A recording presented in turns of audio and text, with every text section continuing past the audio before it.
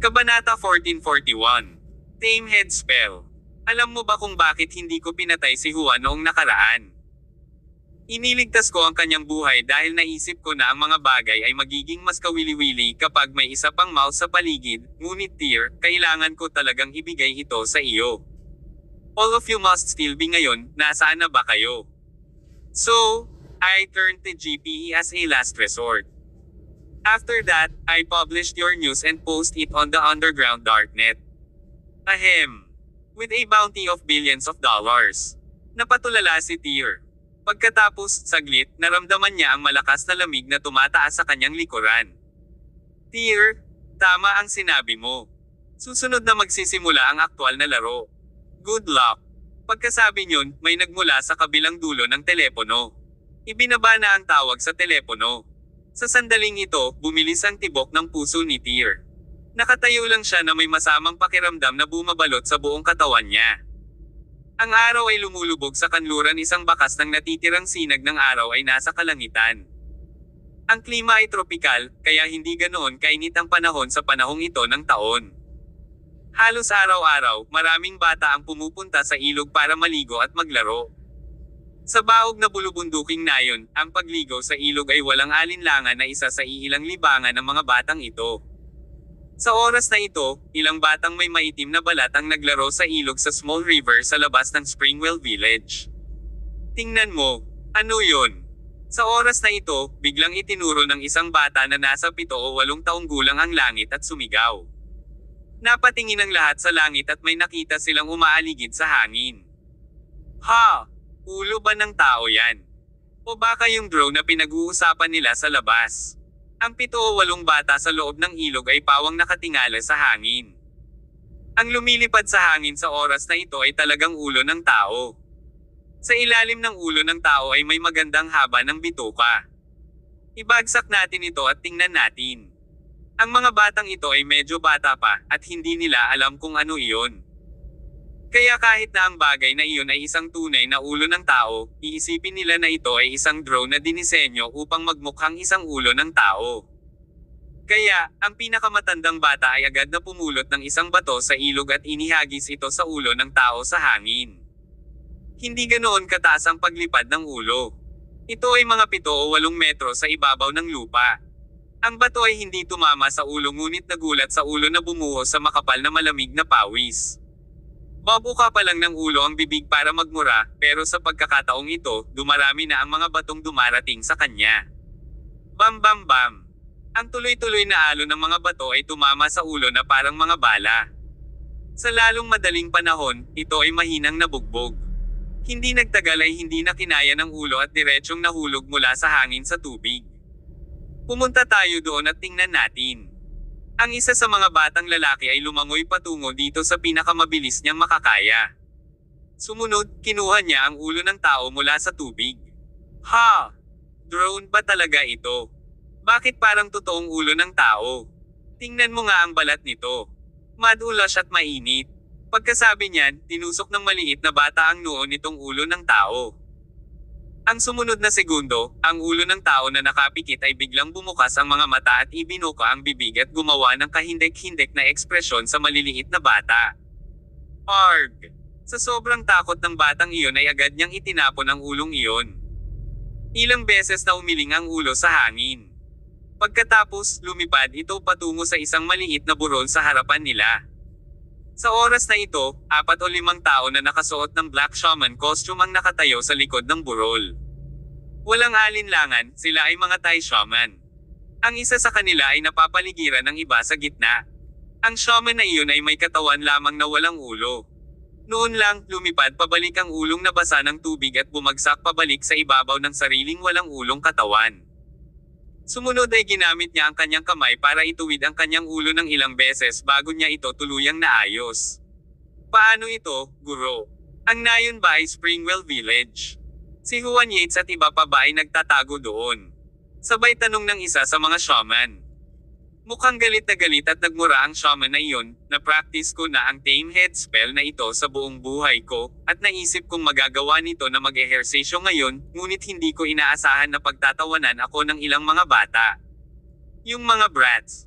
Bago ako lumipad sa nayon, itinumba ako ng maliliit na bata na may mga bato. Hindi alam ng karamihan kung ano ang sasabihin tungkol doon. Kasabay nito, sa kabilang bahagi ng burol na ito, isang grupo ng malalakas na lalaki na nakauniforme ng itim na panlaban ang nakahiga dito. Ang bawat isa sa kanila ay nakadamit bilang mga mersenaryo na may parehong silangan at kanluraning katangian. Walang alinlangan, sila ay isang grupo ng mga mersenaryo na may modernong kagamitan. Mayroon pa silang lahat ng uri ng mabibigat na armas, tulad ng mga karaniwang rifle o submachine gun sa tabi nila. Yung grupo ng mga walang isip. Nang makita ang kahabag-habag na anyo ng salamangkero na iyon, hindi napigil ang tumawa ng grupong ito ng mga mersenaryo. Anong panahon ito? May mga hanggal pa rin na nagsasanay sa sarili nitong mga pamamaraan ng tame head spell. Para saan ba nila ito pina-practice? Para mag-perform ng akrobatike. Muhaha. Ang grupo ng mga mersenaryong iyon ay hindi napigil ang tumawa. Sa gitna ng kanilang pangungutya, isa sa mga mersenaryo ang naglabas ng totoong drone at pinalipad ito sa ere. Ang katumpakan ng mga impormasyong naipost sa darknet ay nakasalalay sa kung ang grupo ni Tyr ay nasa loob ng baryong ito. Kapag ang lahat ng mga taong iyon ay pinagsama-sama, sila ay nagkakahalaga ng bilyon-bilyong pabuya.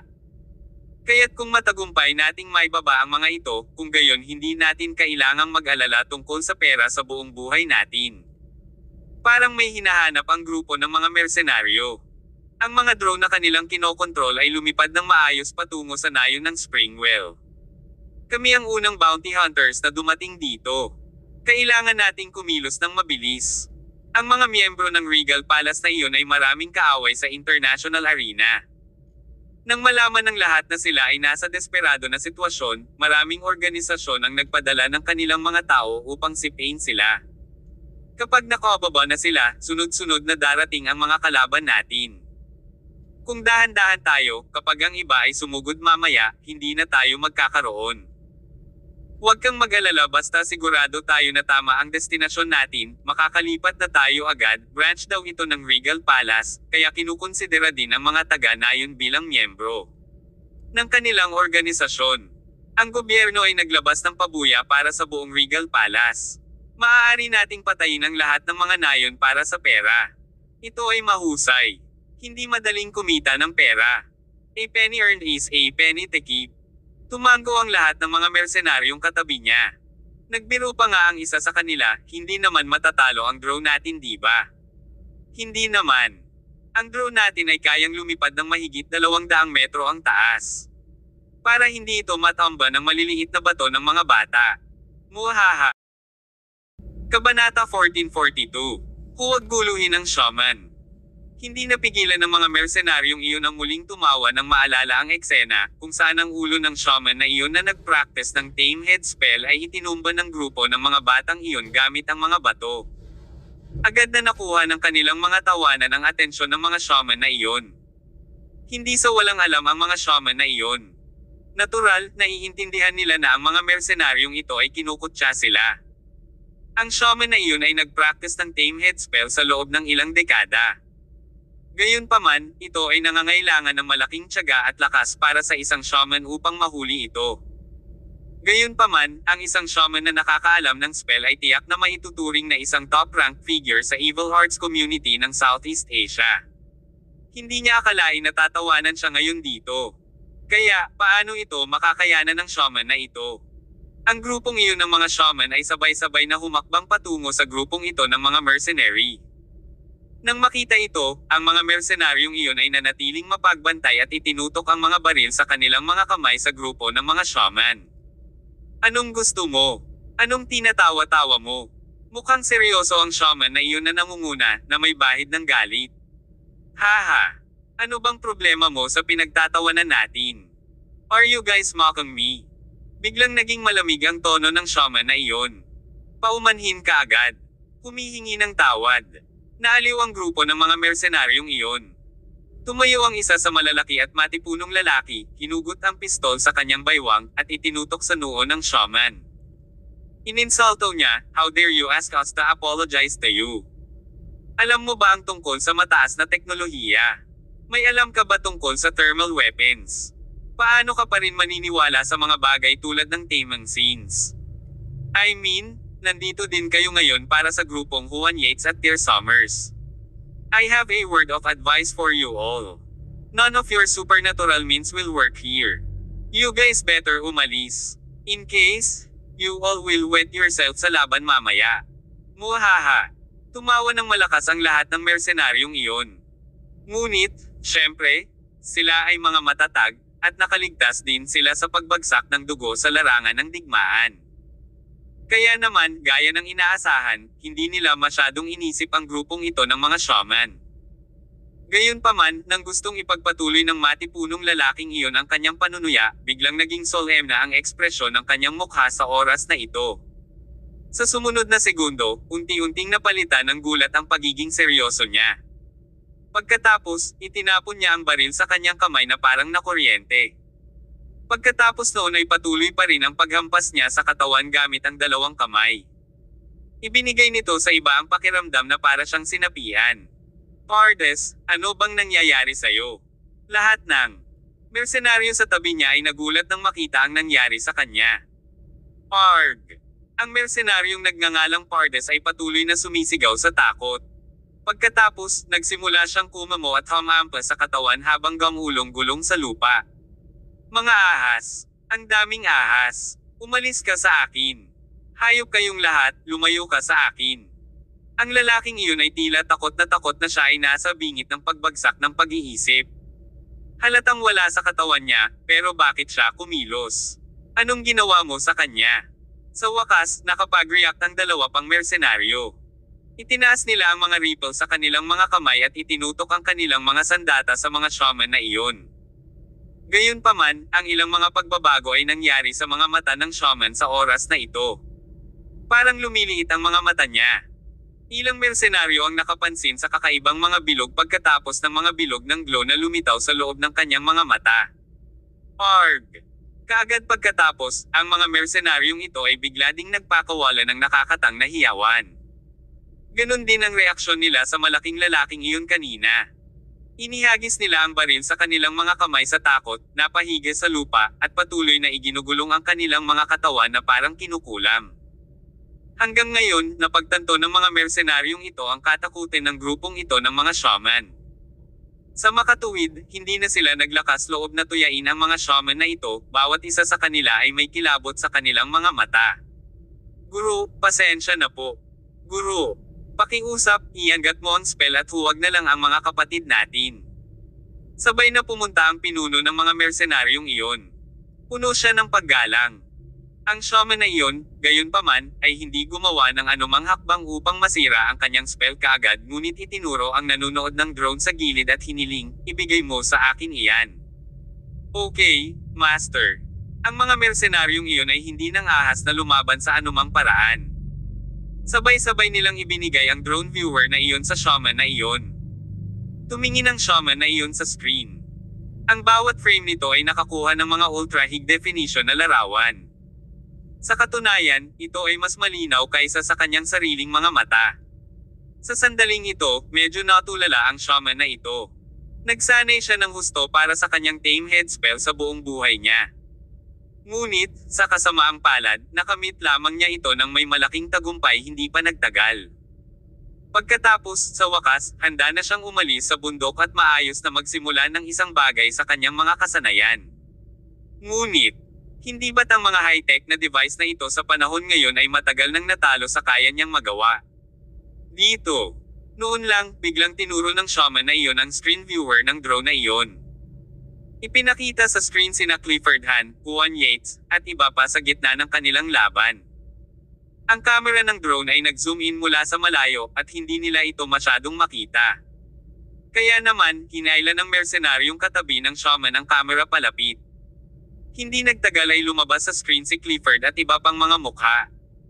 Ang impormasyon na nakapost sa darknet ay tumpak. Ang ating mga target ay narito lahat. Determine the location of each of them. Then, let's prepare the attack. Sa oras na ito, hindi pinahirapan ng shaman na iyon ang mga mersenaryong iyon.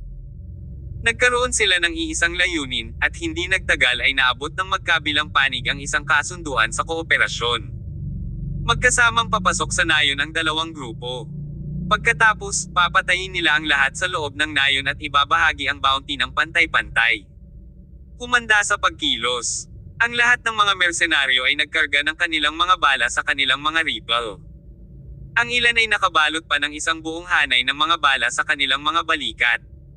Ang kanilang mga hitsura ay tila pambihirang kakilakilabot. Be fast and ruthless. Or else, kung mabagal tayo, hahabulin tayo ng iba. Tapos, kulang pa ang paikot-ikot. Wala tayong makukuhang pera. Okay. Matapos ma-finalize ng grupo ang lahat, pumunta sila sa Springwell Village sa pinakamabilis nilang bilis. Naglalaro pa ang mga batang iyon sa ilog na iyon. Nang makita nila ang isang grupo ng mga tao na biglang sumugod mula sa isang lugar sa likod ng Dallas Dis, ang mga bata ay natigilan. Lahat sila ay tumingin sa direksyon na iyon na may takot na mga ekspresyon. Sumunod, ang mga batang ito ay sinalubong ng malamig na nguso. Bratatat! Sunod-sunod na bala ang pinaputukan mula sa bokana ng baril na may mga dila ng apoy. Bago pa makapag-react ang mga batang ito, lahat sila ay nahulog sa malamig na tubig ng ilog. Kinulayan ng pula ang ilog pagkatapos ng ilang saglit. Sa sandaling ito, nag-aaway pa rin sina Clifford, Juan at iba pa. Halos mawalan na ng bait si Juan. Ngayon, aalis siya para hanapin si Mo na maano man ang mangyari, at walang makakapigil sa kanya. Gayunpaman, ang tunog ng mga putok ng baril na narinig mula sa labas ng nayon ay nakakuha ng atensyon ni Clifford. Sabay-sabay silang tumigil sa pag-aaway. Kabanata 1443. Pumasok ang halimaw sa nayon. Anong nangyayari? Kumunat ang noo ni Clifford Han. Isang masamang premonition ang lumitaw sa kanyang puso. May tunog ng putok ng baril na nagmumula sa labas ng village. Nabawi rin agad ni Juan Yates ang kanyang katinoan. Nagkatinginan ng grupo ng mga tao na may bakas ng dilim sa kanilang mga ekspresyon. May pumapatay at patungo sa nayon. Raitat-aitat. Muling umalangaw-ngaw ang putok ng baril.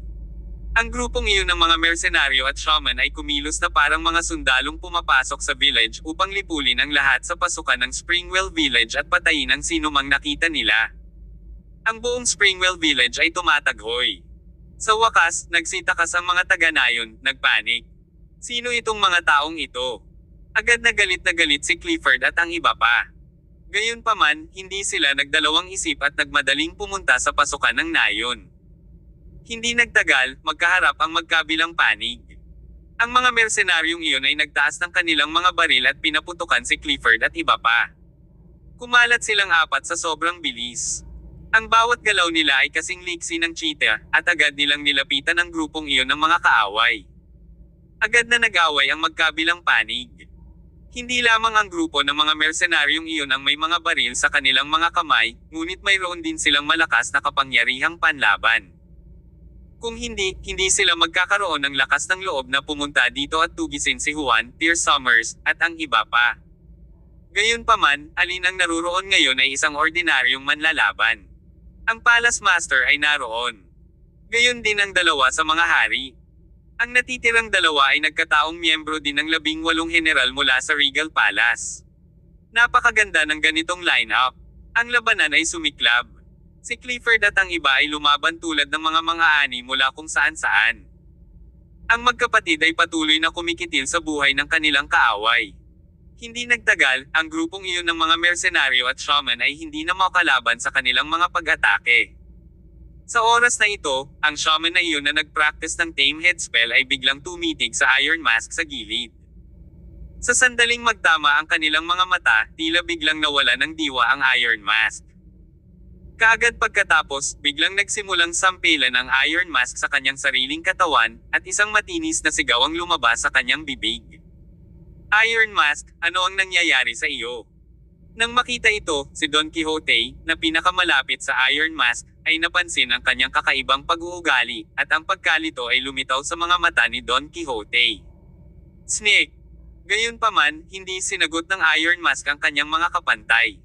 Sa kabaligtaran, marahas niyang kinamot si Don Quixote gamit ang kawit na bakal sa kanyang kamay at sinabing, "Bilasan mo, alisin mo ito sa akin." "Maaari mo bang alisin ito sa akin?" "Ano ba, nasisiraan ka ba?" Nagulat si Don Quixote. Kasabay nito ang paglabas ng isang madugong sugat sa kanyang dibdib na gawa ng iron mask. Wala siyang ideya kung ano ang nangyayari. Ito ay ang tamang sins. Sumugod din si Clifford mula sa gilid. Sinaktan niya ang magkabilang kalaban sa kaliwa at kanang bahagi. Pagkatapos niyang putulin ang dalawang iyon, lumingon siya sa shaman na iyon. Sa sandaling magtama ang kanilang mga mata, nakita ni Clifford ang malabong mga bloodline na iyon na umiikot sa loob ng mga mata ng kalaban na para bang mahihipnotismo ng mga bilog na iyon ang target nito. Agad din namang naramdaman ni Clifford na parang nagbago ang mundo sa harapan niya. Ito ay naging medyo madyugo at kakilakilabot kung saan ang mga kakilakilabot na nakakalaso na insekto ay nasa lahat ng dako. Nagsimula pa ngang mawala ng linaw ang isip niya. Arg! Sa sandaling nawala sa pag-iisip si Clifford, isang bala ang tumama sa kanyang balikat. Ang matinding sakit na iyon ang gumising kay Clifford mula sa kanyang pagkatulala. Mabilis siyang tumakbo patungo sa shaman na iyon. Pagkatapos, tinusok niya ang mga mata ng shaman gamit ang kanyang mga daliri. Arg! Hindi nakita ng shaman na iyon na darating. Hindi niya akalain na gagawa ng ganoong galaw si Clifford. Gayun din, si Clifford ay napakabilis na wala siyang paraan para makaiwas sa pag-ataking iyon. Sinamantala ni Clifford ang kanyang kalaban na sumisigaw pa rin dahil sa sakit at walang pag-aalinlangan na nilaslas ang kanyang leeg. Gayunpaman, nang maputol ang leeg ng shaman, ang kanyang buong ulo ay lumipad sa langit. Pagkatapos, naikuyom ng walang ulo niyang katawan ang kamao nito at sinuntok ng malakas ang dibdib ni Clifford. Ang lakas ng suntok na iyon. Dahil sa suntok na iyon ay napaatras si Clifford ng ilang hakbang. Isang maliit na subo ng sariwang dugo ang lumabas sa kanyang bibig. Ano ito? Si Juan at Don Quixote sa malapit ay natulala sa nakitang eksena.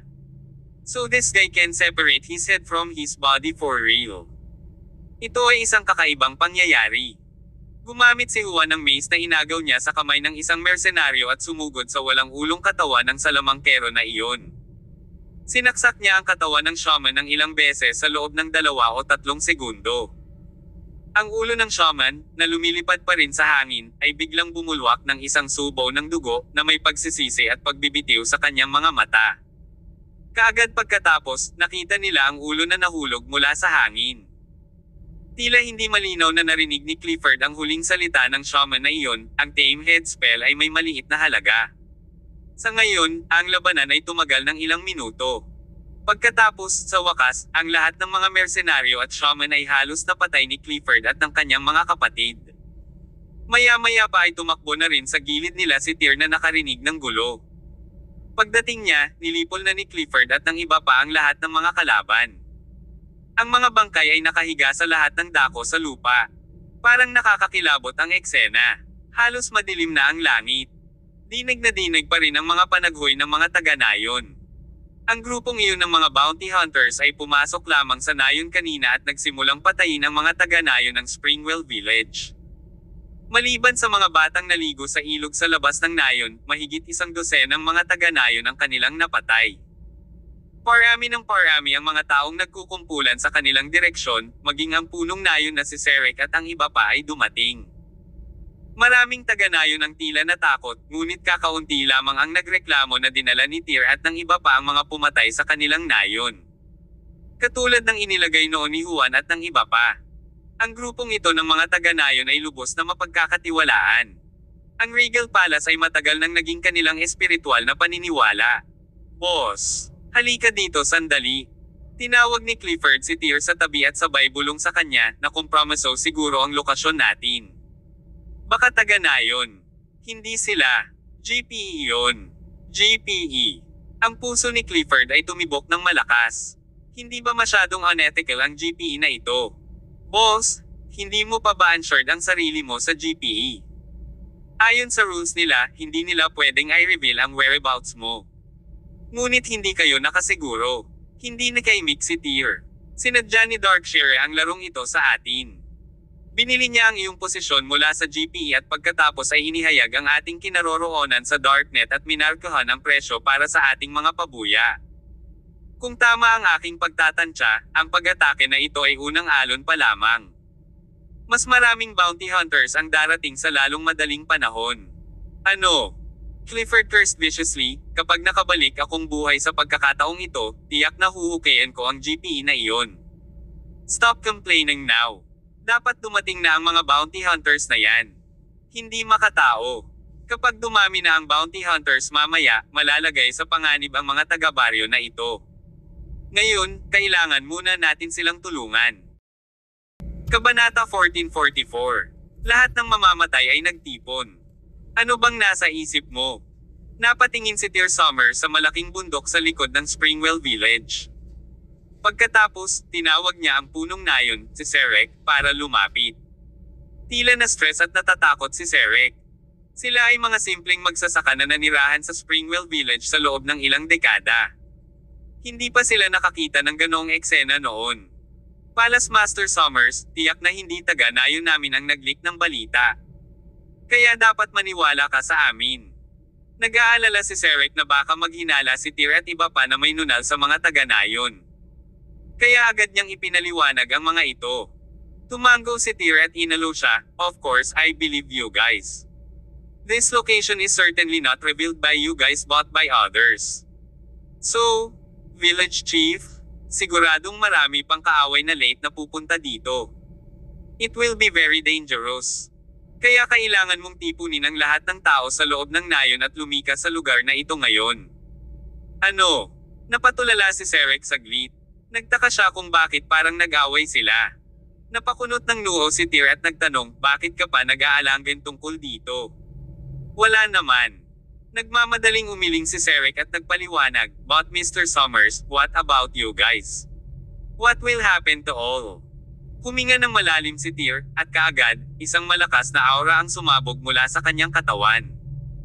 Paliwanag niya, simula noong tayo ay nagsimula, ang ating Regal Palace ay hindi kailanman natakot sa sinuman, lalo na sa ilalim ng madilim na mundo. Ang aming organisasyon ay palaging ang hari. Kaya wala pang nakasunod sa amin. Ang mga bounty hunters na ito ay gustong kunin ang ating mga ulo dahil matagal na tayong hindi nagtuturo noon ng leksyon. Nakalimutan na siguro nila ang lahat tungkol sa masasakit na aral na iyon. Napamura din si Clifford Han at ang iba pang katabi ni Tyr, "Tama na yan. Matagal na rin simula nang kumilos ang Regal Palace. Akala nila lahat tayo ay madaling eyebully ngayon." Tinapik ni Tyr ang balikat ni Serek at nagutos, "Dalhin mo ang mga taga-nayon at magtago sa burol sa likod mo. Huwag na kayong babalik ngayong gabi, anuman ang inyong marinig. Makakabalik kayong lahat sa nayon bukas pagkatapos ng madaling araw." Okay. Hindi masyadong nag-atubili si Serek sa kritikal na sandaling ito. Sa kabaligtaran, agad siyang pumunta upang ayusin ang mga taga-nayon ng Springwell Village upang umatras. Sa panahong ito, mahigit 12 ng mga taga-nayon ang namatay, at maraming taga-nayon ang nagdalamhati. Kaya medyo mahirap isagawa ang pag-aayos hanggang sa lumipad ang isa pang drone sa Springwell Village. Ang langit ay ganap na madilim. Ang drone na iyon sa hangin ay nagbuga ng pulang kinang. Kinuha ni Don Quixote ang isang submachine gun mula sa lupa, pinaputukan ng drone na iyon sa hangin, at agad itong itinumba. Sunod-sunod na pinagalitan niya, "Tumigil ka na sa pag-iyak dito. Kung tatanggi kayong umalis ngayon, mamamatay kayong lahat." Nang makita ang ilan sa mga taga-nayon na may mga patay na miyembro ng pamilya na umiiyak pa rin sa paligid ng mga bangkay, si Don Quixote at ang iba pa ay nagsimulang magalit. Sa oras na ito, si Serek ay nagsimulang magalit at hinimok, "Kung hindi tayo aalis ngayon, mas maraming tao ang mamamatay sa ating nayon. Bilisan mo. Walang oras." Sunod-sunod na sinasabi iyon, karamihan sa mga taga-nayon ay nagsimulang tumakbo patungo sa likod ng burol na iyon. Sa wakas, ang iba pang mga taga-nayon ay nag-aatubili na sumunod sa likod ng malaking grupo, sa ilalim ng galit na panunumbat ni Serek. Hindi nagtagal, medyo naging walang laman ang buong nayon. "Darling, you should hide with them at the back of the hill. You can return here after dawn." Naglakad si Tyr kay Winifred and gave her a affectionate kiss on her forehead. "Magiging okay ba kayo?" Namumula ang mga mata ni Winifred. Mukha siyang nag-aalala. Pagkatapos ng lahat, si Tyr at ang kanyang mga kapatid ay kailangang harapin ang isang digmaan kung saan ang isa ay maaaring mamatay anumang oras. "Don't worry. It's just something trivial." Tyr cast a relaxed smile at his wife and said, "Hihintayin ka namin dito sa madaling araw." "Sige, Mag-ingat kayong lahat. Napakabait ni Winifred. Alam niyang kung mananatili siya sa piling ni Tyr, hindi lang niya ito matutulungan, kundi magiging pabigat siya kay Tyr, kaya hindi siya makakabalik. Dahil dito, sinundan din niya ang mga taga-nayon ng Springwell Village at nagtungo sa likod ng burol. Wala na ang lahat ngayon. Maging ang mga malalaking asong iniingatan nila sa loob ng nayon ay dinala ng mga taga-nayon sa likod ng burol. Pagkatapos, biglang, ang nayon ay tila tumahimik. Narinig pa nila ang tunog ng ilog na umaagos sa bakana ng nayon. Nakatayo silang 5 habang nakatingin sa dilim sa harapan nila. Pagkatapos, unti-unti, nagkaroon ng maliwanag na lumitaw sa harap ng grupo. Mga kapatid, magpapasaya tayo sa kanila ngayong gabi. Hehe, ang tagal na kasing kumukulo ang dugo ko. Hinubad ni Clifford Han ang kanyang kamisete at ipinakita ang kanyang punit na katawan na natatakpan ng mga galos at tama ng bala. Pumunta siya sa harapan at tinanggal ang isa sa mga machine gun sa kamay ng isang patay na mersenaryo. Inalis din ni Clifford ang mga bala sa katawan ng walang kahirap-hirap. Sumunod ay ibinalot niya ang mga iyon sa sarili niyang katawan. Kasunod nito, ginamit niya ang mga katawan ng mga mersenaryong ito para gumawa ng pader ng mga bangkay at inilagay ang machine gun sa ibabaw nito. Samantala, si Don Quixote at Iron Mask ay nangolekta din ng isang tumpok ng mga sandata mula sa mga patay na mersenaryo, kaya't sila rin ay nagtayo ng pader ng mga bangkay. Pumunta sina Juan Yates at Tyr sa mga bahay at inilabas ang mga pala at asarol. Naghukay sila ng mga kanal na mahigit 1 metro ang taas sa napakabilis. Pagkatapos nito, tumalon sila pababa sa mga trenches. May tambak din ng baril at bala sa tabi nila. Kahit papaano, dumating ang grupong iyon ng mga talibang mersenaryo. Hindi lang sila nagdala ng malaking bilang ng mga armas at bala sa grupo ni Tyr, ngunit nailigtas din nila ang mga ito ng maraming problema. Kaya, isang simpleng battle base ang itinayo ni Tyr at ng kanyang mga kapatid. Inilagay nila ang mga itim na muzzle na iyon at itinutok ang mga ito sa pasukan ng Springwell Village. Sa oras na ito, sunod-sunod na lumapit ang mga SUV sa maliit na ilog sa tabi ng Springwell Village. Mayroon lamang isang napakasimpleng tulay na patungo sa nayon. Ang mga sasakyan ng mga bounty hunters ay maaaring tumawid sa tulay. Sa makatuwid, ang mga bounty hunters na ito mula sa buong mundo ay maaari lamang ay parada ang kanilang mga sasakyan sa kabilang panig ng tulay at maglakad papunta sa nayon. Hindi nagtagal at ganap na nasakop ng mga sasakyang ito ang mga malalawak na espasyo sa tabi ng ilog. Lahat ng uri ng tao ay lumabas sa mga sasakyan. Ang mga taong ito ay may parehong silangan at kanlurang katangian. Binubuo sila ng mga lalaki, babae, matanda at bata. Ang ilan ay humila sa isang buong truck ng mga thermal weapon. Ang ilan ay may dalang malamig na sandata. Ang ilan ay dumating ng magkakagrupo, habang ang iba ay nag-iisa. Rattlesnake Mercenary Group, ang mercenary group na pumangatlo sa madilim na mundo. May ilang miyembro daw na may parapsychological ability sa kanilang grupo. Ang Violet Succubus Organization ay pumangatlo din sa listahan ng Dark World Assassin bilang isa sa nangungunang 3 organisasyon ng assassin. Lahat ng miyembro nila ay mga babae. Ang bawat isa ay lubhang walang awa. Si Zeus, isang super killer na ikalima sa listahan ng Dark World Assassin. Sinasabing nagtataglay siya ng superpower na kontrolin ang tubig. Tartarus, isang martial art practitioner. Pangatlo siya sa listahan ng assassin at hawak ang sikat na espada, si Anamaru Katana. Ang numero 1 henyong eskrimador sa mga kabataan. Kabanata 1445. Nagsimula ang laro.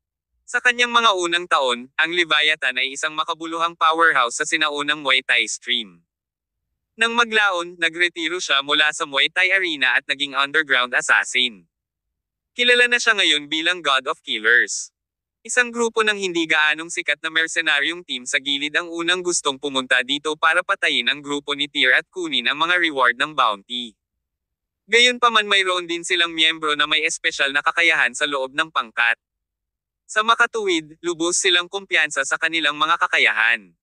Pagdating nila sa pinangyarihan, napagtanto nilang nakagawa sila ng matinding pagkakamali. Kaya ano ang mga nakamamanghang lineup na ito? Tila lahat ng malalaking peluka sa madilim na mundo ay nagtipon dito ngayong gabi.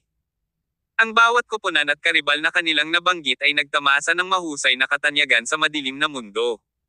Maaaring sabihin ng isa na sila ay isang pangalan ng sambahayan. Napakarami sa kanila ang nagsama-sama laban sa 5 tao lamang sa grupo ni Tyr. Succubus, I didn't expect your Violet Succubus organization to be here. So you also want to get a piece of the pie too? Hindi ko ba nabalitaan na fan ka pala ni Tyr dati?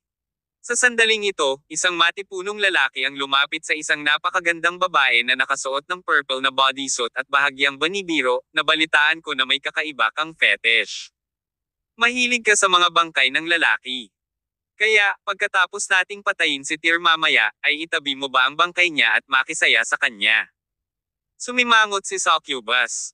Malamig na tinitigan ng ginang ang malaking lalaking iyon at malamig na pinayuhan, nakakainis ka talaga. Pero, kung nagustuhan mo itong anting-anting ko, maaari mo itong personal na subukan. Ha, hindi ko gagawin. Wala akong taste. Isang malakas na tawa ang pinakawalan ni Zeus. Sumunod, tumingin siya sa paligid at sinabing, maraming kaaway si Tyr Summers at ang grupo niya mula sa Regal Palace. Dahil lang sa may nag-post ng bounty at nagpahayag ng kanilang lokasyon sa Darknet, napakaraming tao ang pumunta rito para habulin sila. Ngumisi si Succubus at nagpaliwanag, mayroong hindi bababa sa 100 tao ngayon para sa bounty, ngunit hindi lahat sila ay dumating para sa mga gantimpala. Marami sa kanila ang gustong patayin ang grupo ni Tyr at pagkatapos ay lipulin ang Regal Palace. Masyadong matagal ang organisasyong ito sa international arena. Tama sila. Mula nang lipulin ng Regal Palace ang Dark Totem sa pamamagitan ng epic battle na iyon, naging kilala ang organisasyon sa buong mundo at naging numero 1 organisasyon sa Reign. Kasabay nito, ang mga bigwig na iyon sa madilim na mundo ay inapi ng Regal Palace kaya hindi sila naglakas loob na itaas ang kanilang mga ulo. Ang sino mang maglakas loob na hamanin ang kanilang autoridad ay susupilan ng Regal Palace sa madugong paraan. Bukod doon, pabalik sa Goddess Mountain sa Celestial Empire dati, si Tyr ay nahulog sa pukanan ni Darkshire na pareho. Ang digmaang iyon ay umakit ng hindi mabilang na mga assassin at mersenaryo mula sa madilim na mundo. Sa huli, lahat ng grupong iyon ay pinatay ni Tyr na mag-isa. Marami sa mga naruroon ngayon ay mga kaibigan o kamag-anak ng organisasyon na mga kinuha ni Tyr noon. Ngayong si Tyr at ang kanyang mga kapatid ay nakulong. Naturally, nakaakit sila ng hindi mabilang na mga bigwig mula sa madilim na mundo na gustong tapusin sila. Sa pagkakataong ito, ang gobyerno ay lumikha ng isang perpektong kondisyon para sa ating lahat. Itinaas ni Zeus ang kanyang baba gamit ang kanyang kamay, at isang flash ng excitement ang bumalot sa kanyang mukha. Aniya, ang gobyerno ay nagpataw pa ng isang kamalig sa bansa, na nagbabawal sa sinumang miyembro ng Regal Palace na makapasok sa bansa. Ang pagbabawal na iyon ay pabor sa atin, ang mga bounty hunters ng madilim na mundo. Si Tyr at ang grupo niya dito kumpleto haha. This is really a great trip. Parami ng parami ang mga tao na nagtipon sa tabi ng ilog. Sa wakas, mayroong higit sa 100 tao. Bumungad ang kabilugan ng buwan, at maririnig mula sa ilog ang huni ng mga insekto at pulaka. Sinusuri ng mga taong ito ang oras. Susunod, ibinato nila ang kanilang mga tingin sa direksyon ng Springwell Village. Magsisimula na ang laro. Marami sa kanila ang sumugod sa nayon sa pamamagitan ng maliit na tulay na iyon. Lahat ay nagmamadaling mauna dahil ang tingin nila sa baryong iyon bilang kanilang supot ng pera na naglalaman ng hindi mabilang na pera. Si Tyr at ang bawat isa sa kanyang mga kapatid ay may bounty na mahigit 100 milyon sa kanila.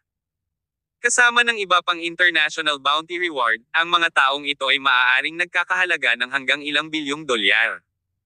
Ang katotohanan ito lamang ay sapat na upang maaliw ang mga bounty hunters na ito.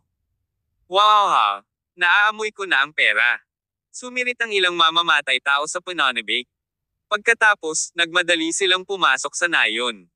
Gayunpaman, sa sandaling sila ay tumuntong sa nayon, nang sunod-sunod, ang dila ng apoy ay biglang pumutok mula sa kadiliman sa loob ng nayon. Kaagad pagkatapos noon, hindi mabilang na mga bala ang pinaputukan sa kanila na parang patak ng ulan mula sa tapat. Raitat A. Sa ilalim ng gabi, ang malulutong na putok ng baril ay may halong mainit na dugo na umalangaw-ngaw sa buong Springwell Village. Mayroon lamang isang pasukan sa Springwell Village. Kaya't nang magmadaling pumasok ang mga taong ito, walang alinlangan na ginawa silang mga live na target. Sunod-sunod na bumagsak ang mga assassin na ito sa lupa. Bago pa man makapag-react ang mga bounty hunters na ito sa nangyayari, mahigit 20 hanggang 30 sa kanila ang nahulog sa isang pool ng dugo. They are armed with heavy firepower. How could they have such heavy firepower? Sunod-sunod na sigaw mula sa row. Pagkatapos nito, ang mga taong ito ay nakitang tumatakas sa gulat sa lahat ng direksyon.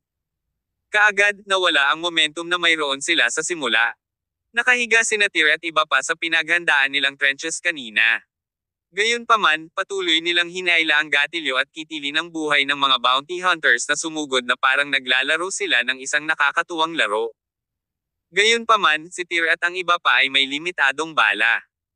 Hindi nagtagal, naubos lahat ng bala nila. Sa pasukan sa nayon, mayroong 12 ng mga bangkay na nakahandusay sa lupa.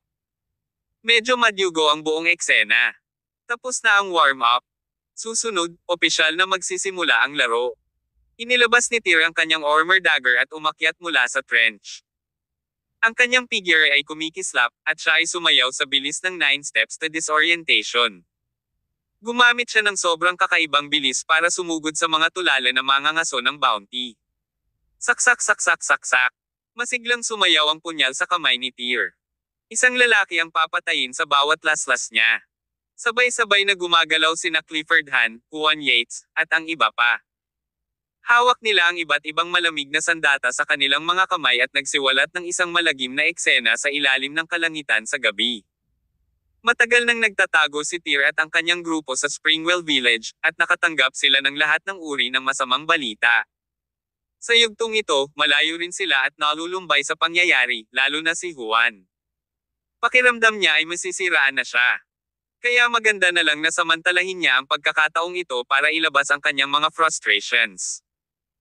Ang mga mamamatay tao o mersenaryong ito mula sa madilim na mundo na nagmula sa iba't ibang panig ng mundo ay ginagamit pa rin ang kanilang dating kapangyarihang panlaban bilang pagtatasa, kaya naisip nila na ang grupo ni Tyr ay kaya nilang patayin sa pagkakataong ito. Ngunit, hindi nila inaasahan na matagal nang sumailalim sa kumpletong pagbabago ang grupo ni Tyr. Ang mga mersenaryo at bounty hunters na iyon ay maaaring binubuo ng mas malaking bilang, ngunit ito ay simula pa lamang ng isang massacre, kung saan si Tyr at ang kanyang mga kapatid ang mga magkakatay. Umalangaw-ngaw ang sunod-sunod na alon ng hiyawan sa buong kalangitan ng gabi. Sa oras na ito, ang maliit na nayon sa likod ng burol, na nakatago sa isang liblib na lugar ay naging isang pag-aalis ng tao. Kabanata 1446. Masyado kang mahina. Hindi ko inasahan na magiging ganito kakalakas pagkatapos ng ilang taon na hindi kita nakita. Isang malakas na boses ang biglang tumunog sa tabi ng tenga ni Tyr Summers. Lumingon si Tyr at nakita niya ang matipunong lalaki, si Zeus, na nakatayo doon na nakabuka ang mga braso na para bang niyayakap niya ang langit at lupa. Biglang bumuhos ang langit, bumuhos ng malakas sa kakaibang paraan. Zeus!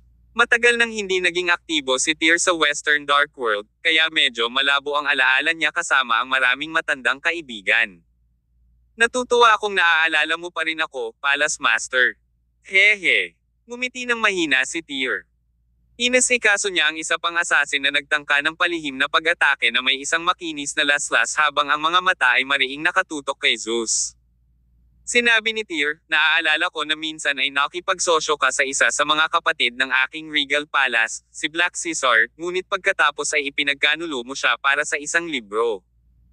Pagkatapos noon, ikaw ay naging isang assassin sa madilim na mundo habang siya ay naging isang mersenaryong emperador. Ano ang iyong libro na naman? Ngumisi si Zeus at nagpaliwanag, ito ay isang librong iniwan ng isang sinaunang powerhouse. Pagkatapos pag-aralan ng aklat na iyon, ang isa ay maaaring maging isang Diyos. Oh, nipatikip ng bibig si Tyr. Ang tinatawag na mga taong may pambihirang kakayahan sa kanluran ay ang Transcendent in Celestial Empire. Sila ay isang grupo lamang ng mga mandirigma na marunong gumamit ng panloob na lakas. Kaya lang mas moderno ang kasabihan sa wikang banyaga. So, natutunan mo na ang mga lubid ngayon. Bakit hindi mo subukan at husgahan ito ng iyong sarili? Pinaikit ni Zeus ang kanyang mga mata at ngumiti. Palace Master, mayroon kang bounty na mahigit $1 bilyong sa iyong ulo mag-isa. This is something that I am looking forward to. Pagkasabi niya noon, kinuyam ni Zeus ang malabakal niyang kamao at ibinato iyon kay Tyr. Ngayon, ipapakita ko sa iyo kung ano ang kaya ng isang lalaking may espesyal na kakayahan. Nang ihagis ni Zeus ang kanyang kamao kay Tyr, ang ulan na bumagsak mula sa langit ay nag-ipon patungo sa kanyang kamao at kalaunan ay nabuo ang isang malaking kamao ng tubig bago tumungo sa Tyr. Ang labas ng mundo ay may alingaw-ngaw na kayang kontrolin ni Zeus ang tubig. Ngayon, napatunayang totoo ang tsismis. Gayunpaman, ang lahat ng iyon ay palabas lamang ngunit walang kwentang martial arts movements kay Tyr. Ang pag-atake na iyon ay maaaring mukhang napakakahanga-hanga sa labas. Kung tutuusin, ganoon lang ang kapangyarihan niya. Umusog na naman si Tyr sa kakaibang paraan at umiwas sa mga suntok ni Zeus. Sa sumunod na sandali, umungol si Zeus. Ang tubig sa ilalim ng kanyang mga paa ay biglang lumutang paitaas at bumuo ng hindi mabilang na water sword na bumaril kay Tyr. Mga trivial tricks. Sumabog ang malakas na enerhiya mula sa katawan ni Tyr. Sumunod, patuloy niyang winuwagayway ang armor dagger sa kanyang kamay upang harangin ang mga water sword na iyon. Samantala, binalot din ng tabing ng tubig ang katawan ni Zeus. Pagkaraan ng ilang sandali, hindi mabilang na tubig ulan ang nag-intertwine sa hangin at bumuo ng isang malaking talam ng tubig sa kalangitan, na lumilipad sa Tyr. Heavenly Blade. Ungol ni Tyr. Pagkatapos, nagbuga ng nakakasilaw na liwanag ang kanyang punyal. Isang malaking anino ng espada ang lumitaw at agad na nabasag ang talam ng tubig ni Zeus na sumasabog patungo kay Tyr. Ang Heavenly Blade ni Tyr ay hindi hamina kahit kay titing bagkos ay dumiretso sa dibdib ni Zeus.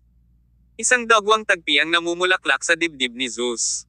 Hindi makapaniwalang tinitigan ng malaking lalaking iyon ang lumalagong tagpi at nanlaki ang mga mata. Ikaw. Nagsimulang bumulwak ang dugo sa bibig ni Zeus. Hindi niya pinangarap na matatalo talaga siya sa laban. Masyado kang mahina. Hindi man lang nilinggan ni Tyr si Zeus bagkos ay tumalikod na siya at sumugod sa isa pang mamamatay tao na may panghahamak. Kasabay nito, si Don Quixote at ang mga babaeng assassin mula sa Violet Succubus Organization ay nagkakaroon ng malaking labanan. Si Don Quixote ay mahilig sa mga babae, ngunit sa sandaling ito, hindi siya nang ahas na magkaroon ng anumang habag sa mga babaeng ito. Kaya walang awa niyang binawian ang buhay ng mga babaeng assassin na iyon. Samantala, ang Iron Mask ay nakaharap kay Tartarus. Natigilan ang magkabilang panig. Sa huli, nilabanan ng Iron Mask ang slash ni Tartarus at nagdulot ng pinsala kay Tartarus sa parehong oras habang dumaranas ng ilang pinsala sa kanyang sariling katawan. Ang bakal sa kanyang kamay ay tumago sa dibdib ng kanyang kalaban at direktang dumurog sa kanyang puso. Lalong nasaran si Juan. Matagal na niyang pinigilan ang kanyang kalikasan. Sa ngayon, si Juan ay kumilos na parang isang mabangis na hayop na patuloy na itinutulak ang potensyal ng kanyang katawan. Umabot pa nga siya sa sarili niyang pagsira sa buong Rattlesnake Mercenary Group. Ang malaking labanan na iyon ay tumagal lamang ng mga 15 minuto bago ito natapos.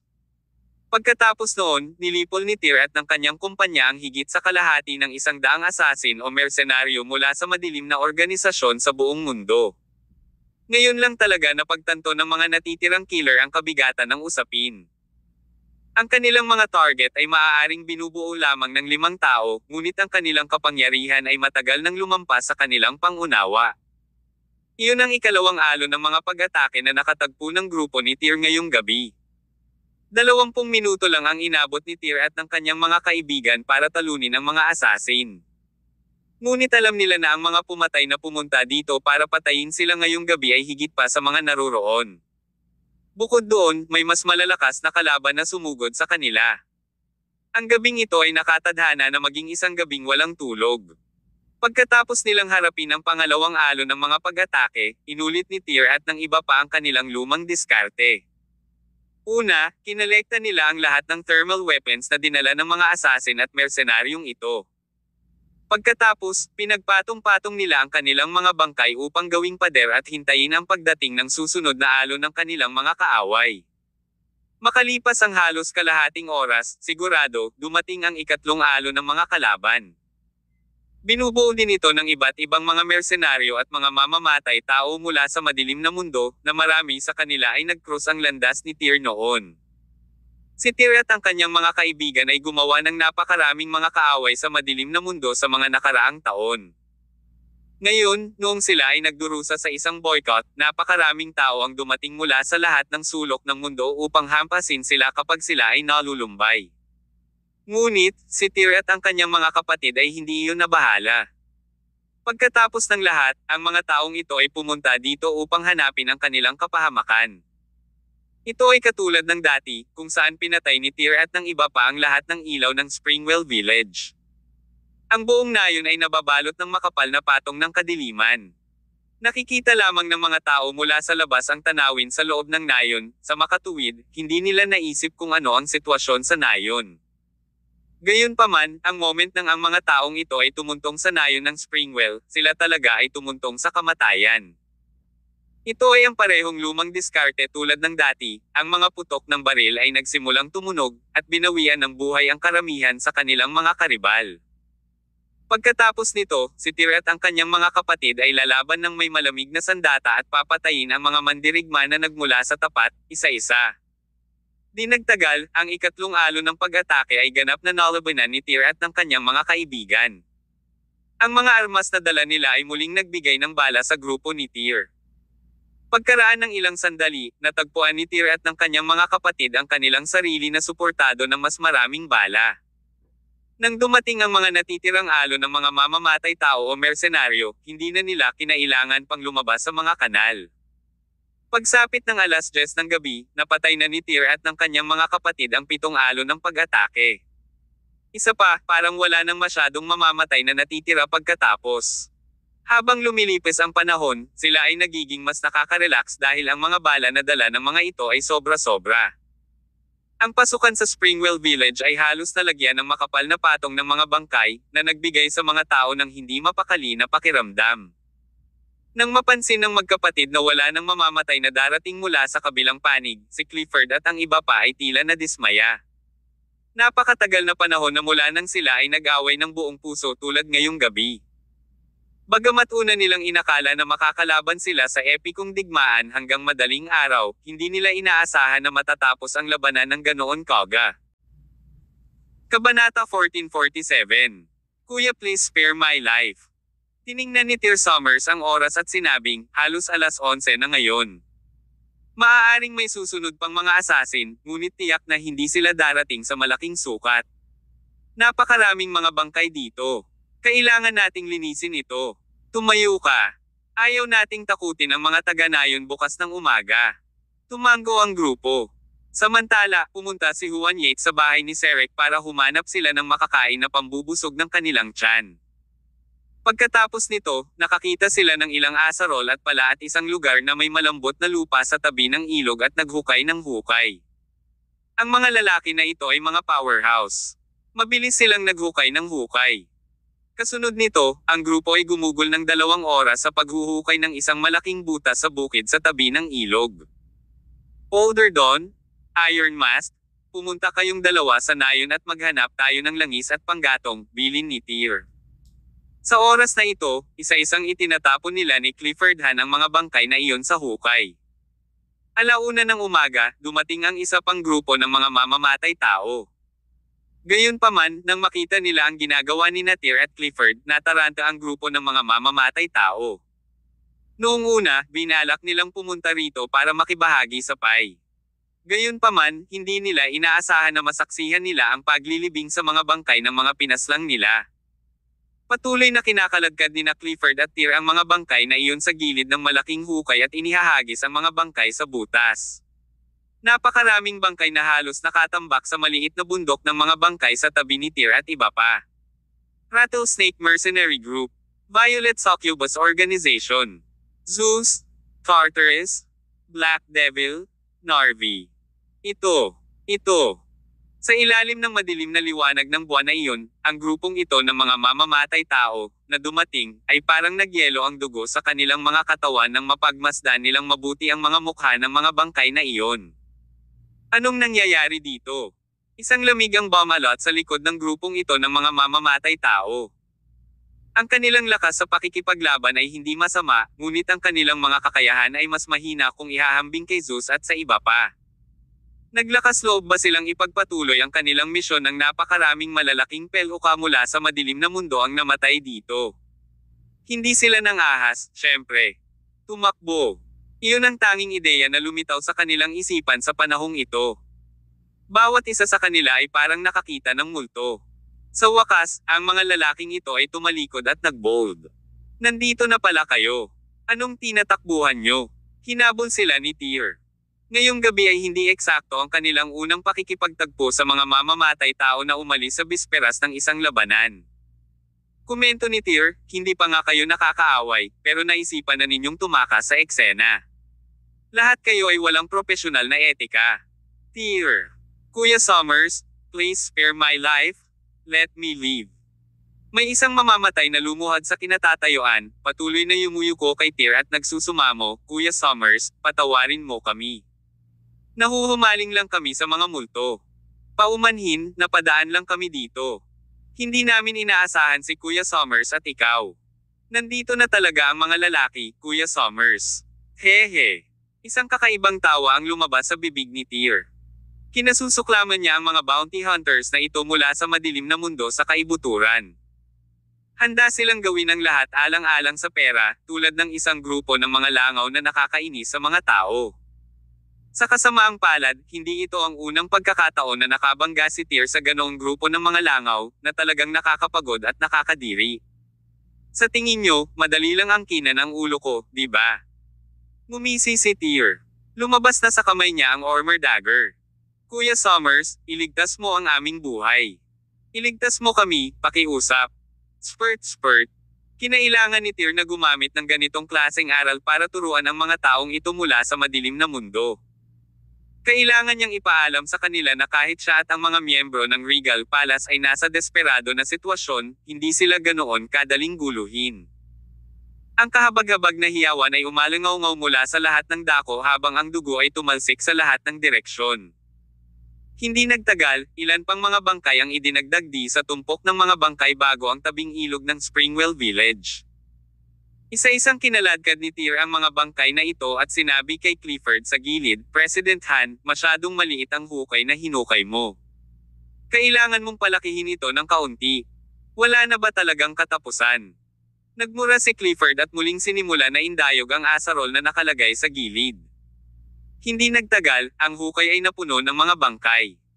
Ibinuhos ni Don Quixote ang langis na nakita niya mula sa nayon sa ibabaw ng mga bangkay na iyon at naglagay ng isang patong ng kahoy na panggatong sa ibabaw nito. Nang gabing iyon, nag-aapoy ang naglalagablab na apoy sa tabing ilog at nagliliwanag sa kalahati ng kalangitan. Sa oras na ito, sa bundok sa likod ng Springwell Village, si Winifred Zia at isang grupo ng mga taga-nayon ng Springwell Village ay nagtatago dito. Noong gabing iyon, nadama nila na para silang nakaranas ng mahabang pagsubok na 10,000 taon. Walang nakakaalam ng sitwasyon sa nayon, at walang nakakaalam kung ano ang ginawa ni Tyr at ng iba pa na hadlangan ang mga pag-atake ng mga mamamatay tao na iyon. Anyway, paminsan-minsan, maririnig ang putok ng baril mula sa nayon. Kahit na may ganoong distansya sa pagitan nila, paminsan-minsan ay nagmumula pa rin doon ang kaawa-awang mga hiyawan. Sa oras na ito, maraming mga taga-nayon ang hindi na makayanan ang gana matulog.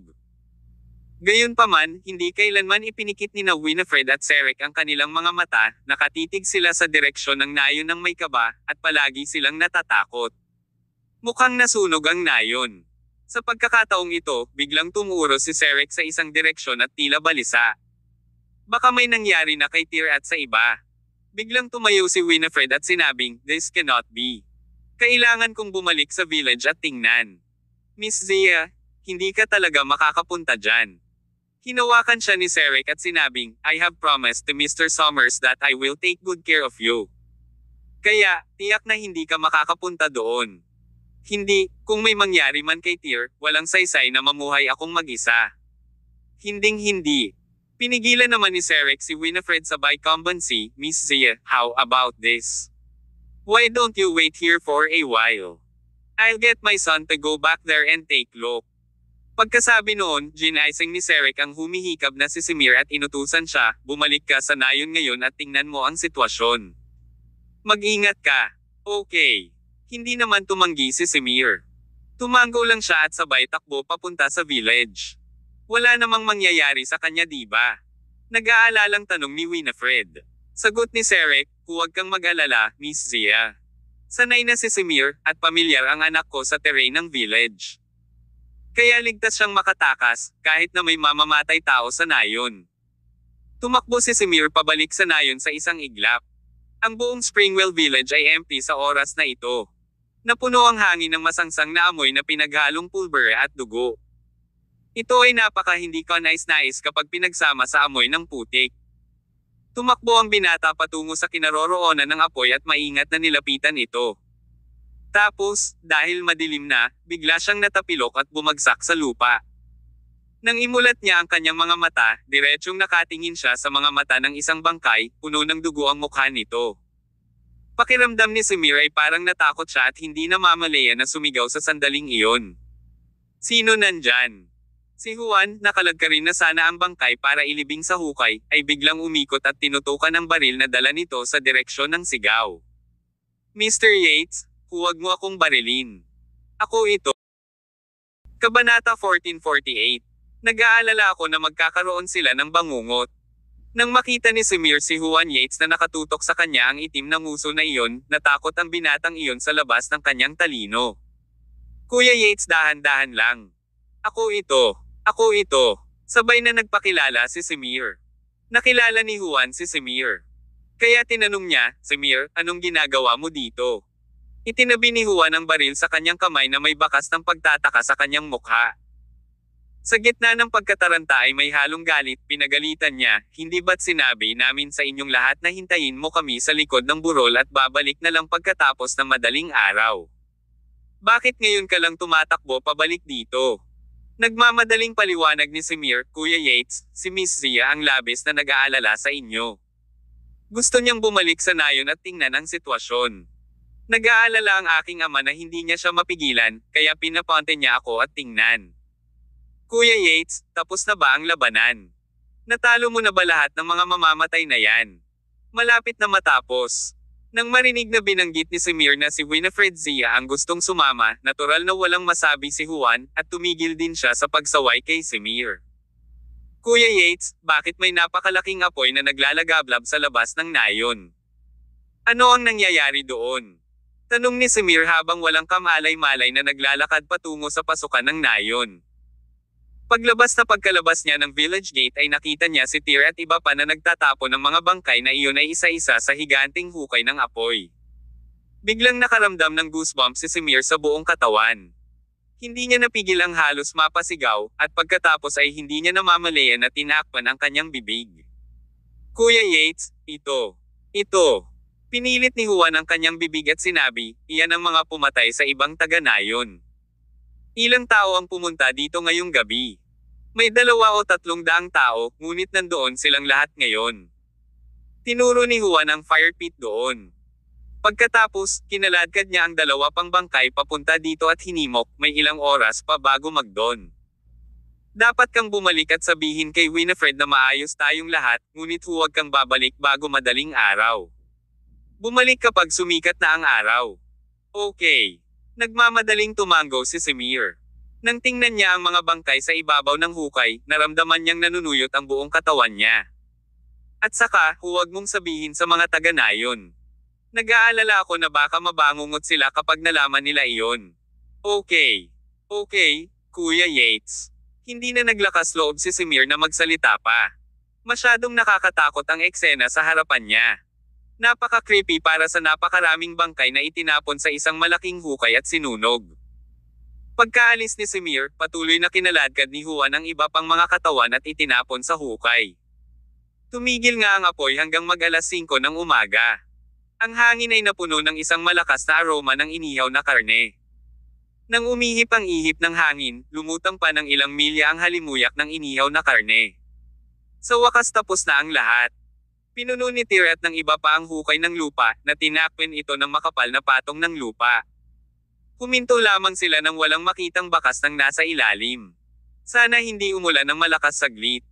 Kung hindi, iyong ilang daang kalansay ay malantad.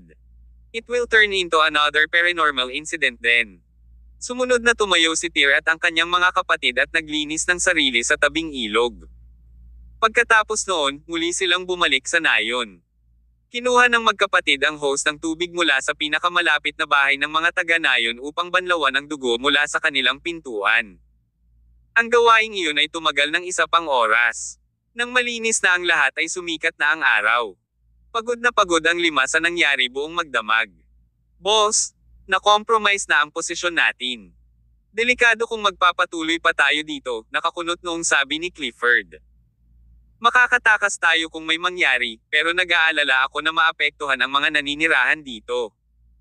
Tyr also realized the gravity of this problem and said, huwag na muna natin itong pag-usapan. We will decide after they return to the village. Okay. Sa oras na ito, sumikat na ang araw. Ang ginintoang sinag ng araw ay nagwisik sa lupa na halos para bang pinapawi ang lahat ng dilim sa nayon. Sa kabilang bahagi ng bundok, hinimok din ni Serek ang natutulog na mga taga-nayon na mabilis na bumangon at bumalik sa nayon. Medyo malinis ang nayon ngayon. Maging ang mga baril na iyon ay iniligpit ni Tyr at ng kanyang mga kapatid. Samantala, si Tyr at ang kanyang mga kasamahan ay nakaupo sa pasukan ng nayon sa ilalim ng puno ng saging na iyon habang sila ay humihit-hit ng sigarilyo. Hindi sila umimik nang makita nilang bumalik sa nayon ang mga taga-nayon.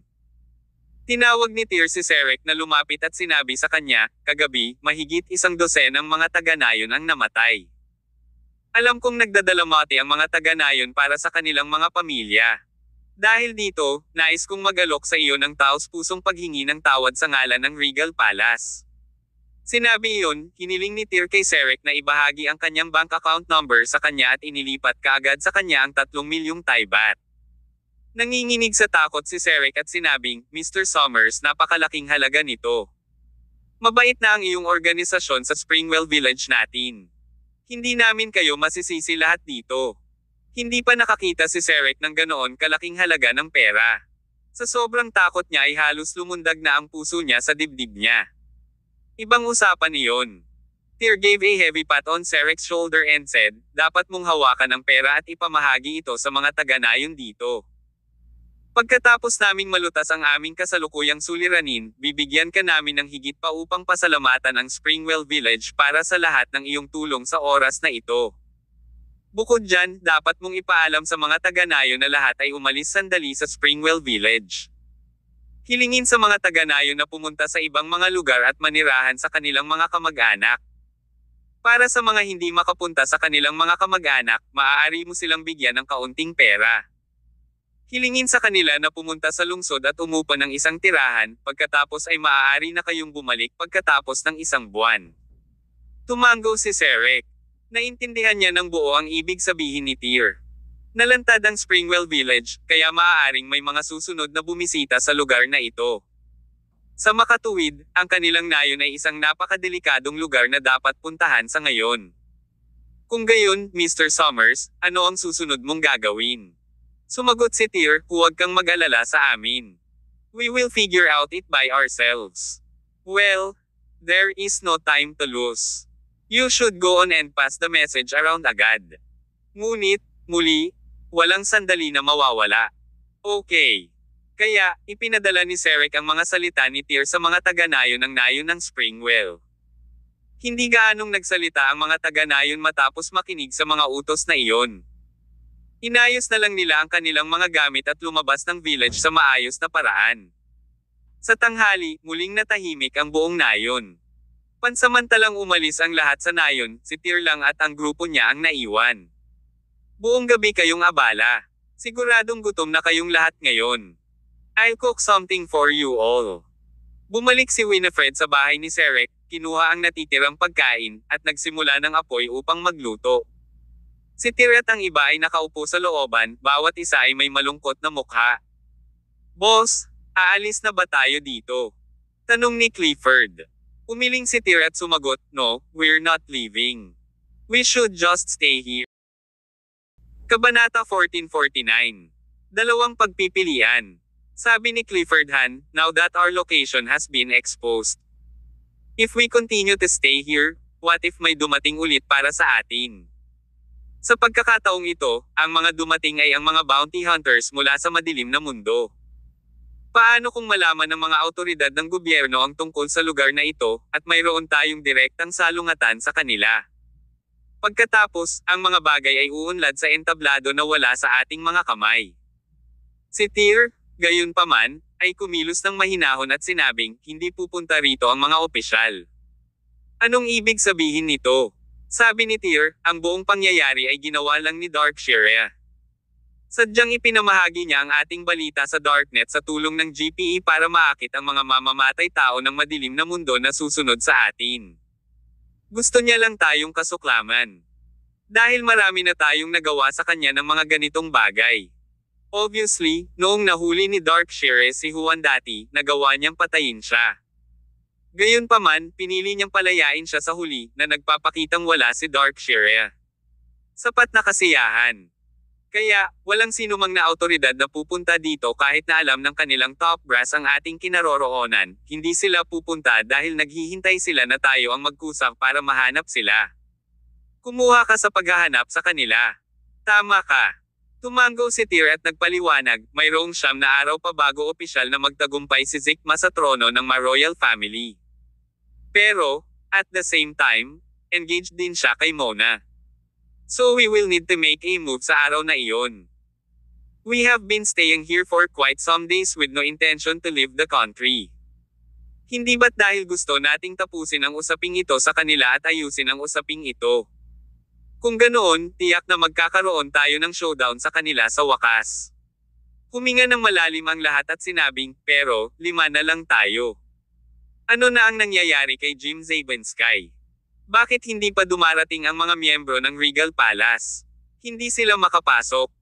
Napabuntong hininga si Tyr at nagpaliwanag, inutusan ng Siamese Royal Palace ang militar na hawakan ang bagay na ito, kaya kinuha ng militar ang entry clearance at ang mga lumang ruta ng smuggling. Kaya hindi makapasok ang ating mga miyembro sa teritoryo sa isang malaking grupo. Tinawagan ako ni Matandang Zab kahapon, at binigyan niya ako ng 2 pagpipilian. Anong mga pagpipilian? Natuwa ang tenga ni Clifford at ng iba pang katabi niya dahil doon. Ang unang pagpipilian, maaari nating piliin na isuko, tumakas mula sa teritoryo nito, at hindi na muling tumuntong dito. Ang Old Zab ay nagpatakbo na ng pagtatasa at simulation ng ating lakas. Kahit na isama natin si Winifred, ang pagkakataon para sa atin ang tumakas ay kasing taas pa rin ng 80%. Hindi pwede. Si Juan ang unang tumutol at sinaway, boss, si Nana ay napadpad pa rin sa dagat ng apoy. Hinding-hindi ko siya pababayaan. Mabuti ang pakikitungo sa akin ng aking biyenan na si Walter. Ngayong patay na siya, kung ako, Juan Yates, tumakas ng ganito, tapos habang buhay akong magi guilty. So, boss, kung gusto nyo talagang umalis, kayo na lang ang umalis, don't mind me, hindi rin kayo masisisi. Anong klaseng biro ang sinasabi mo? Sinuntok agad ni Clifford si Juan at sinaway, tinanggap mo ba kami bilang mga taong iiwan ang mga kapatid namin? Kung maglakas loob kang magsalita ulit ng mga ganyan, panoorin mo, baka mabugbog ka namin sa iyong kamatayan. Medyo nahiya si Juan. Hindi niya alam kung ano ang sasabihin ng ilang sandali. Tama si President Han. Siguradong hindi natin pababayaan ang mga kapatid natin kahit kailangan nating mamatay dito. Sa tabi niya, si Don Quixote at Iron Mask ay nakasuot din ng matatag na ekspresyon. Hindi nakayanan ni Clifford ang ganitong uri ng maramdamin na damdamin at sumagot, "Don't you dare to say such things." Hindi ba binanggit lang ng amo na binigyan tayo ni Old Zab ng 2 pagpipilian? Boss, ano ang second choice? Umupo si Clifford at hinampas ng malakas ang dibdib niya at nagpatuloy, mas maningning ang utak ng lalaking iyon kaysa sa atin. Puno din siya ng pakulo. Ang kanyang mga ideya ay dapat na mas maaasahan kaysa sa atin. Sisigot pa lang si Tyr kung ano ang second choice nang biglang nag-vibrate ang phone niya. Nang ilabas ni Tyr ang kanyang phone, nakita niya ang isang logo ng mata na lumabas sa screen ng telepono. Walang alinlangan, ito ang eksklusibong logo ng GPE. GPE na naman.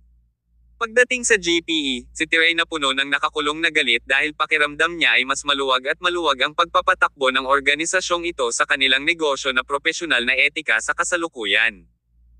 Tinapik ni Tyr ang tuktok ng logo ng mata na iyon, at maya-maya ay may dumating na video call. Isang profesional na liaison officer ang lumitaw sa screen. Ang kanyang mukha ay natatakpan ng mga espesyal na epekto, at ang kanyang boses ay pinoproseso ng pampalit ng boses. Hello, my noble and supreme VIP, Mr. Summers. Sino ka? Hindi napigilan ni Tyr ang sarili kundi ang magmura. I'm taking that. This is the way you GPE do business these days. Gumastos ako ng higit sa $1 bilyong para masiguro sa iyong organisasyon. Walang dapat makahanap ng anumang impormasyon tungkol sa akin, ngunit inilantad mo ang aking lokasyon sa Darkshire. Ano ang ibig sabihin nito? Hihihi.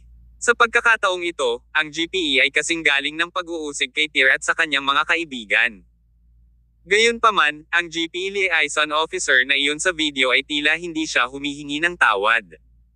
Sa halip, ipinaliwanag niya, Mr. Summers, nakikita mo na hindi mo kami naiintindihan, hindi ba? Kaming GPE ay mahigpit na nagpapatakbo ng negosyo ayon sa mga patakaran.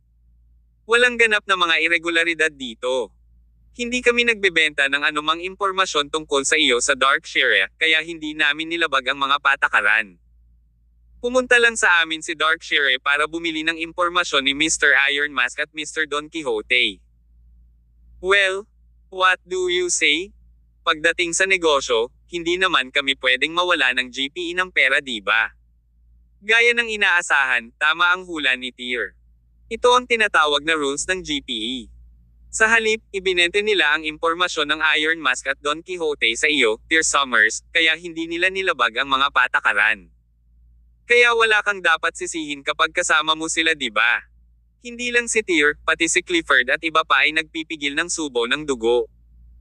Ang tanging bagay na pumipigil sa kanila na sirain ang GPE ay hindi mahanap ang kinaroroonan ng punong tanggapan ng GPE. Kung maiisip nila ito, tiyak na gagamitin nila ang lahat ng kapangyarihan ng Regal Palace para lipulin ang organisasyong sumisipsip ng dugo.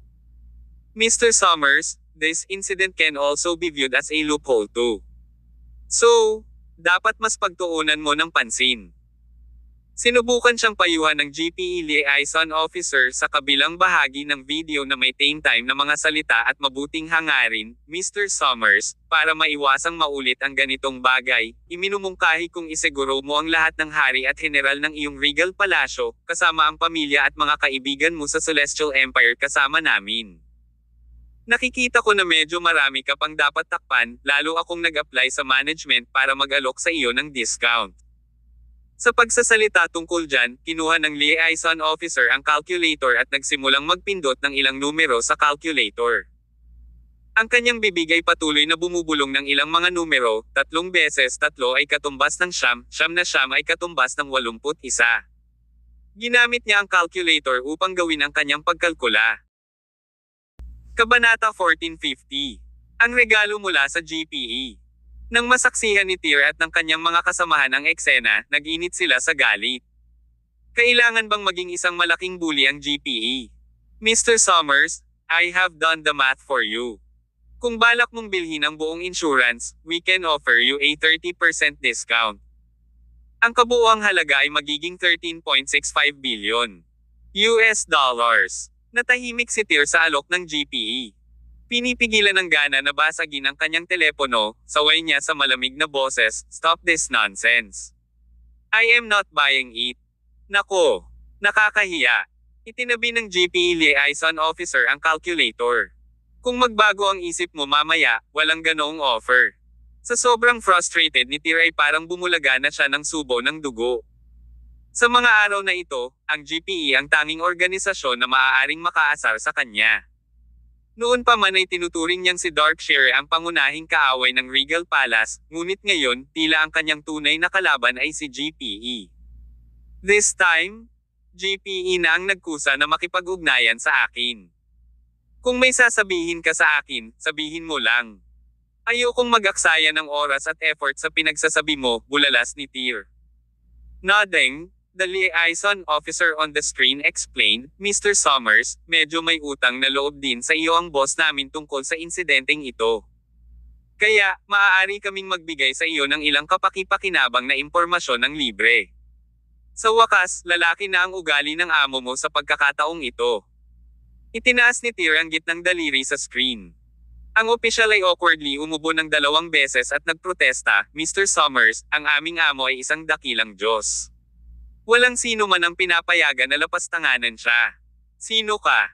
Kalimutan ng pamumusong sa kanya, kung ang amo ng GPE ay nakatayo sa harapan ni Tyr ngayon, walang alinlangang hindi kakayanin ni Tyr ang toksong saksakin siya ng ilang beses. Anong uri ng mahalagang impormasyon? Tanong ni Tyr na pilit na pinababa ang galit sa kanyang puso. Hiniling sa akin ng boss ko na ipaalam sa iyo na 3 partido ang nagsanib puwersa para i-frame ang iyong organisasyon Zikma, Darkshire, at Leviathan Sect. Nirecruit nila ang mga assassin na pumatay kay Walter. Pagkatapos, nang magulo ang pamilya Ma, si Zeke ay sinamantala ang pagkakataong umakyat sa tuktok, sagot ng liaison officer. Inilibot ni Tyr ang kanyang mga mata. Sa tabi niya, nagmura sina Juan at Clifford sa kanilang mga puso. Hindi ba't ang impormasyon ng GPE ay nagbigay lamang ng isang bagay na medyo halata? Kaya, bakit sila kumikilos na parang nakagawa sila ng ilang mabuting gawa sa pamamagitan ng paghahatid ng impormasyong ito? Tinanggap mo ba kaming walang alam? Tanong ni Tyr. Mr. Summers, pakinggan mo ako ng mabuti. Maaaring nalaman mo na ang mga pagkakakilanlan ng mga mastermind sa likod ng mga eksena, ngunit hindi mo pa rin alam ang mga detalye. Kaya, dahil may utang kami sa iyo para sa pagbebenta ng impormasyon ng iyong mga kaibigan, magpapaliwanag kami sa iyo ng lahat. Ikaw ang pinakamataas na customer ng GPE. Go on. I'm all ears, sabi ni Tyr. Mahusay, pakinggang mabuti. Malaki ang maitutulong ng aking mga salita para sa iyong mga gagawin sa hinaharap. Tuyong umubo ng 2 beses ang liaison officer. Pagkatapos, inayos niya ang kanyang mga saloobin bago magpatuloy, mayroong 3 partido na kasali sa oras na ito. Si Zeke, Darkshire, at ang Leviathan Sect ay may kanya-kanyang layunin sa paggawa ng sama-sama. Una, magsimula tayo sa Leviathan Sect. Ang organisasyong iyon at ang maharlikang pamilya ng Ma ay palaging ang 2 pinakakilalang puwersa. Ang kanilang kapangyarihan ay halos pantay-pantay. Sinasabi, kung ang 2 lalaki ay sumakay sa isang kabayo, ang isa ay dapat sumakay sa likod. Ang duo ay maaaring mukhang may magandang relasyon sa ibabaw, ngunit sila ay lumaban ng hayagan at patago sa loob ng maraming taon. Dahil ang parehong puwersa ay nagtataglay ng pantay na lakas, ang kanilang laban hindi nagbunga ng maraming resulta sa paglipas ng mga taon. Nang maglaon, ginawang manugang ni Walter si Juan. Sa katunayan, ang tunay niyang layunin ay pagsamahin ang kapangyarihan ng iyong Regal pala sa kanyang pamilya, upang talunin ang Leviathan Sect. Ang nakakagulat na mga salita ng liaison officer ay naging sanhi ng matinding pagtibok ng puso ni Tyr at ng iba pa. Bago ito, lagi nilang iniisip na ang kasal nina Juan at Mona ay isa sa tunay na pag-ibig. Gayon din, naniniwala sila na nalampasan ni Walter ang maroyal na negosyo ng pamilya kay Juan dahil sa pagmamahal sa kanyang manugang. Hindi nila inaasahan na may ganoong intensyon si Walter. At that very moment, Tyr and others suddenly felt na none of these superiors were simple-minded men. Juan, nabanggit na ba ni Walter sa iyo ang usaping ito ng pagharap sa Leviathan Sect? Tanong ni Tyr sabay lingon kay Juan. Umiling agad si Juan. Hindi. Pero boss, kahit iyon ang intensyon ng biyenan ko, wala akong problema. Tutal, nagkaisa na ang Regal Palace natin at ang Ma-family, win-win situation na natin. Itinaas ni Tyr ang kanyang baba gamit ang kanyang kamay. Muli, siya ay nagkaroon ng parehong pakiramdam ng itinuturing bilang isang nakasangla, ngunit siya ay hindi eksakto bothered sa pamamagitan ng ito. Kung ang Ma-royal family at Regal Palace ay magkapit-bisig, ang Leviathan Sect ay tiyak na hindi makakahawak sa labas ng matagal. Kapag bumagsak ang sekta, ang pamilyang Ma ang magiging tanging powerhouse. Kung mangyari iyon, maaaring banta pa nito ang rehimen ng Siamese King, dagdag ng liaison officer. Iyon ay isa pang mahalagang bahagi ng impormasyon. Si Tyr at ang iba pa ay hindi nakagambala sa oras na ito, ngunit nilayo na makinig ng mabuti. Nagpatuloy ang liaison officer, kaya naman, pagkalabas ng balita tungkol sa engranding kasal nina Juan at Mona, ang Leviathan Sect ay nakaramdam ng matinding kagipitan, kaya't si Leviathan ay nagdesisyon kaagad. Handa siyang mag-strike muna. Nagkataon lang na sa puntong ito, bumalik si Darkshire. Since they shared a common enemy, those two decided to partner up. After that, they happened to meet another pawn Zeke. Si Zeke ay ang adopted son ni Walter at ang childhood friend ni Mona. Kaya, palagi niyang iniisip na si Mona ang magpapakasal sa kanya kalaunan. At the same time, matagal na niyang pinagnanasaan ang trono ng Ma-royal family. Ngunit nang magpakita si Juan sa kalagitnaan, lahat ay nadurog ang mga pantasya ni Zeke. Sa makatuwid, sinamantala ng dalawa ang pagkakataong ito. Hinanap ni Darkshire si Zeke, at nagpa siya ang tatlong partido na magtulungan. Nagpa siya pa si Zeke na sumali sa Leviathan sect at maging alagad ni Leviathan. Huminga ulit ng malalim si Tyr at ang iba pa. Hindi nila inasahan na matagal nang tinuturing ni Zeke ang kalaban bilang kit at kamag-anak. Walang kabuluhan ang lahat ng tiwala ni Walter sa kanyang ampon. Sa madaling salita, nagpa siya ang lahat ng tatlong partido na makipagtulungan, at kinuha ng bawat isa ang kanilang kailangan. Bilang resulta, minana ni Zeke ang trono ng maharlikang pamilya at pinakasalan si Mona. Kasabay nito, ang Leviathan sect ay nakontrol si Zeke, at sa pamamagitan ng extension, ang buong Ma-royal pamilya. Si Darkshire naman, ayaw niya ng kahit ano. Gusto lang niyang magsaya sa pagpapahirap sa inyo hanggang sa mamatay kayo dito mismo. Haha, hindi napigilan ni Tyr ang paglabas ng malamig na ngisi nang marinig ang lahat ng ito. Ang labanang ito ay malamang na ang huling tunggalian sa pagitan ng Regal Palace at Darkshire, kung saan ang isa sa kanila ay kailangang mamatay. Kapag nakontrol na ng Leviathan sect ang maharlikang pamilya ng Ma, sila ay babangon at magiging pinakamataas na kapangyarihan. Magbabante iyan sa rehimen ng Haring Siamese, di ba? Biglang tanong ni Tyr. Tama ka. Tumango ang liaison officer. Kaya, Mr. Summers, ikaw ay isang matalinong tao. Dapat maliwanagan ka sa sinabi ko, di ba? Susunod, bibigyan ka namin ng regalo. Mangyaring tanggapin ito. Ang GP ay hindi gaanong hindi makatwiran. Walang bayad ang Reg Along ito.